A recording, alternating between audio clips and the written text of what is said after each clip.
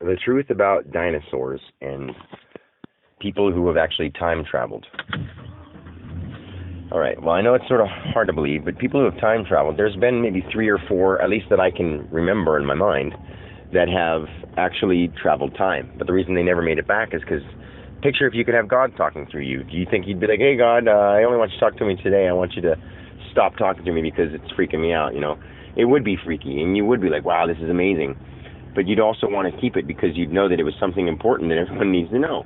All right, well, if you went back in time, picture this. You go back in time, and you realize that you know something that everyone needs to know, and you want to learn more about it. Sometimes your greed would come through and be like, whoa, I'm going to take this with me, and I'm going to start this. I'm going to go back in time and find an artifact and come back and get paid millions of dollars for it, or something like that. You do those kind of things because you're human out in your humanity. Even if you can transcend time and travel back in time and bring your body with you. If people have figured that out, even the person who figured that out just thought it was a product of science or a product of, his spirit or something like that. To some point, but they didn't realize the extent that it was that because they're God and they tapped into their power and they can manipulate any of our forms of creation for himself. Like now that I know that I have the power of God, I can manipulate any form of creation or imagination to help myself. Sometimes I won't be able to be in the physical world, but I can imagine it in my mind and make it a physical thing. And honestly, I feel like if I develop my mind to the point, I can make it happen with my mind. But I don't want to do that because I don't want to scare myself and I don't want to scare people. So I have a good heart, and that's a good point about it, is that I won't do what's wrong.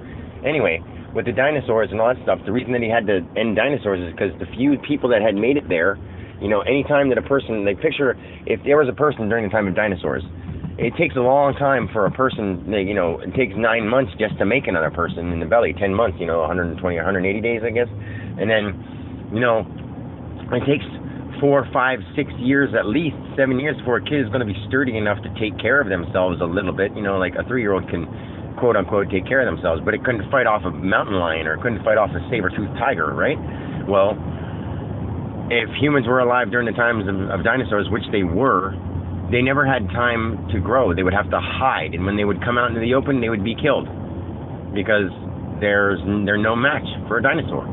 So God actually ridded the world of dinosaurs so that people could thrive and so that other things could thrive, because without that, he knew that our minds and our bodies worked together in a way that dinosaurs didn't.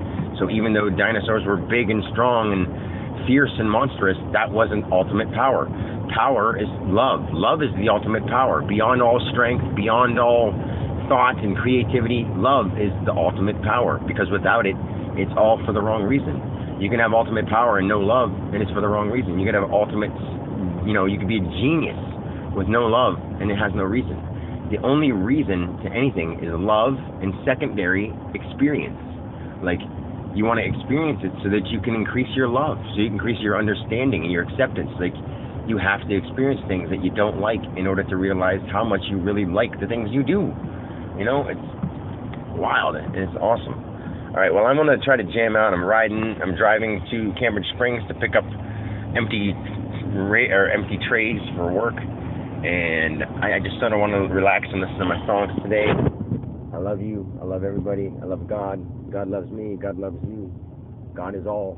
So, and I just hope everyone has a good day. I'm not even going to post these. I don't know why I say I hope everyone has a good day, because you're not going to hear it like one at a time per day.